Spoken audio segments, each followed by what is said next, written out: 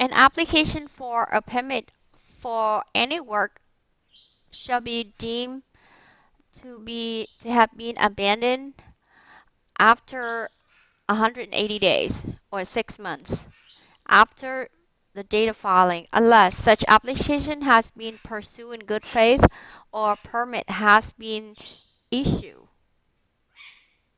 except that the building official is authorized to grant one or more extension of time for additional periods not exceeding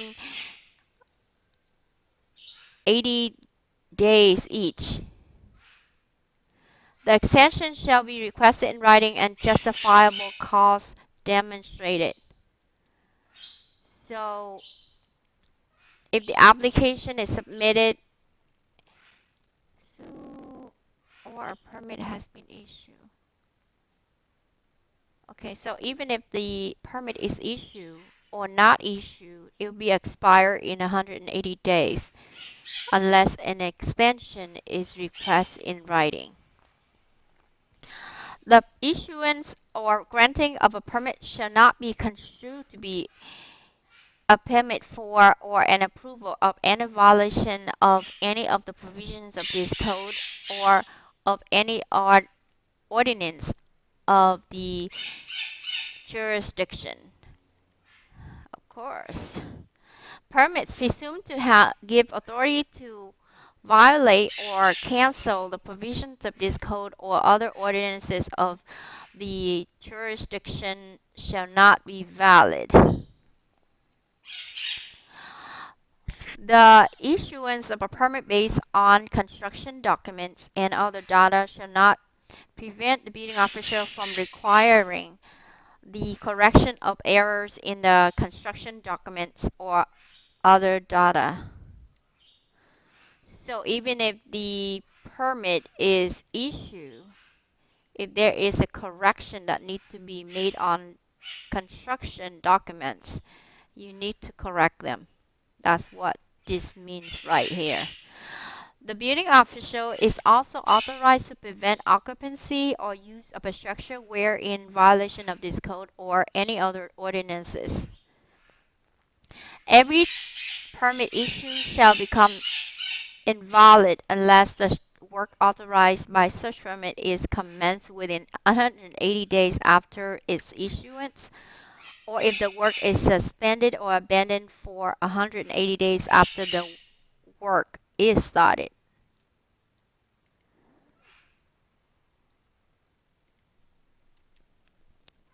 The building official is authorized to grant one or more extensions of time for periods not more than 180 days each.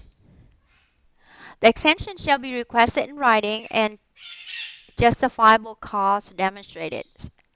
Suspension or revocation. The building official is authorized to suspend or revoke a permit issued under the provisions of this code whenever the permit is issued in error or on the basis of incorrect, inaccurate, or incomplete information, or in violation of any ordinance or regulation or any of the provisions of this code.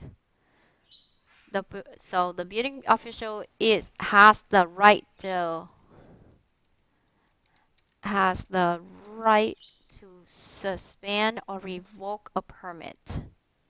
That's what it means when it says authorized.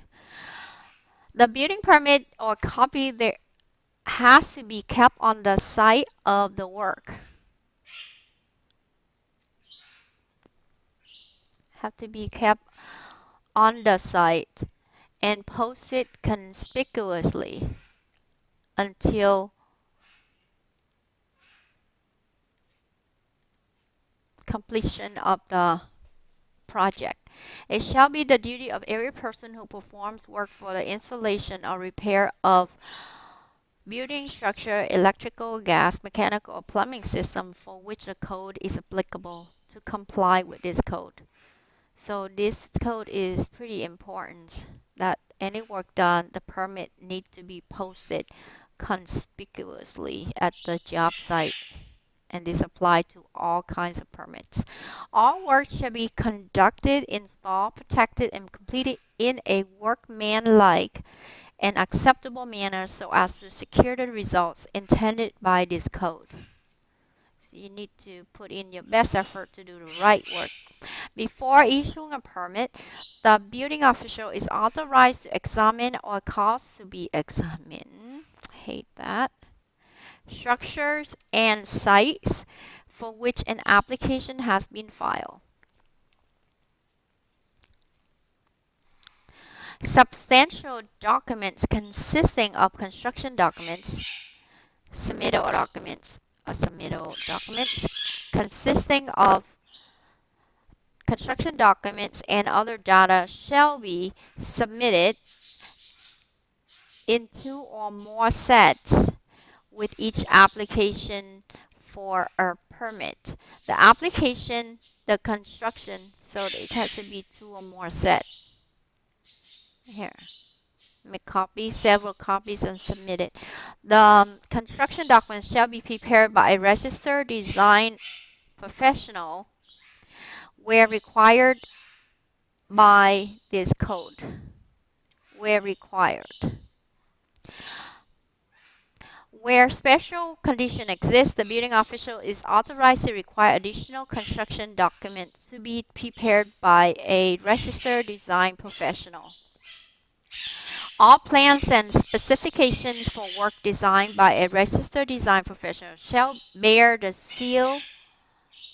So all plans and specifications must bear the seal and signature of the responsible registered design professional.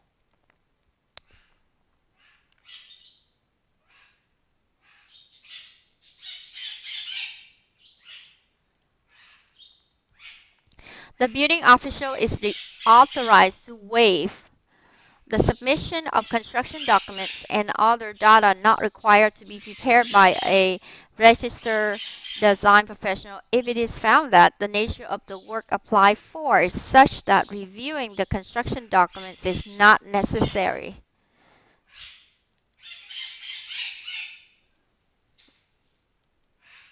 So to exempt any of the paperwork if it's not necessary. Construction documents shall be drawn upon suitable material.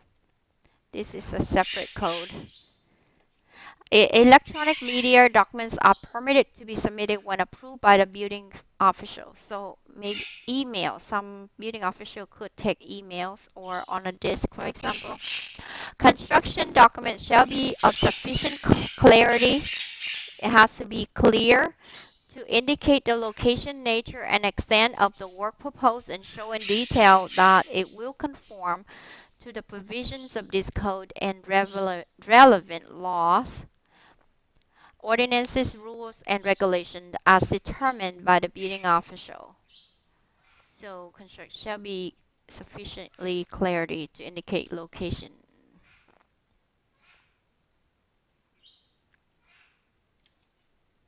That is like all you need to know in there. Where required by the building official, all raised war lines shall be identified on the construction documents and all pertinent information including, but not limited to, bracing methods, location and length of raised wall panels, foundation requirements of raised wall panels at top and bottom shall be provided. This section is about raised wall panel. Raised wall lines. So you need to go there. You can find it there. Manufacturer's installation instructions as required by this code shall be available on job site at the time of inspection. Must be, not shall be, must be available. Flood hazard areas. For buildings and structures located in whole or in part in flood hazard areas, a construction document must include Delineation, so these are the type of special documents for flood areas. Delineation of flood hazard areas. Elevation of the proposed lowest floors.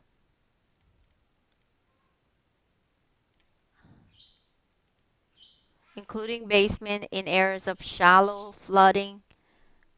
Shallow. A OA zone. Shallow flooding are known as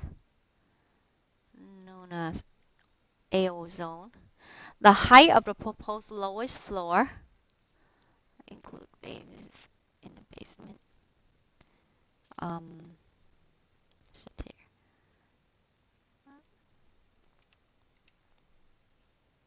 the height of the proposed lowest floor include including basement, and then above the highest adjacent grade.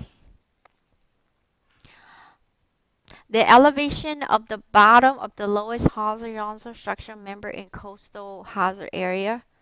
So these are the things that doesn't relate to every permit situation. So during test time, just go to this section and to answer each question, just reread these. Make sure you get the right answer. If design flood elevations are not included on the community's flood insurance rate map, the building official and the applicant shall obtain reasonably utilize any design flood elevation and floodway data available from other sources. This is too special. Site plan or plot plan.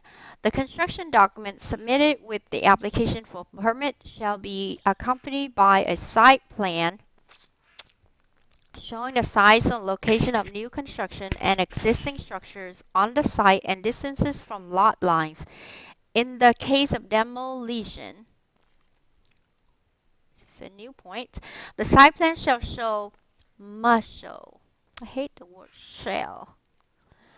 Shall sometimes mean must, sometimes mean will or supposed to be. Okay, in the case of demolition, the site plan must show construction to be or will show construction to be which to be demolished and the location and size of existing structures and the construction that are to remain on the site or plot. The building official is authorized to waive or modify the requirement for a site plan when the application permit is for alteration or repair or when otherwise warranted or where otherwise applicable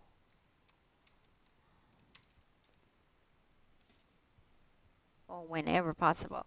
Examinations of documents. The building official shall examine construction documents for code compliance. This is a given. Of course he does. When building official issues a permit, the construction document shall be approved in writing or by a stamp, which states review for code compliance. So that could be the stamps. One set of the construction documents so reviewed shall be retained by the building official. The other set shall be returned to the applicant, be kept at the job site, and be open to inspection by the building official or his or her authorized representative. Previous approval. This code shall not require changes in the construction documents or construction or design occupancy of a structure for which a lawful permit has been heretofore issued. So heretofore mean or otherwise lawfully authorized, and the construction of which has been pursued in good faith within 180 days after the effective date of this code and has not been abandoned.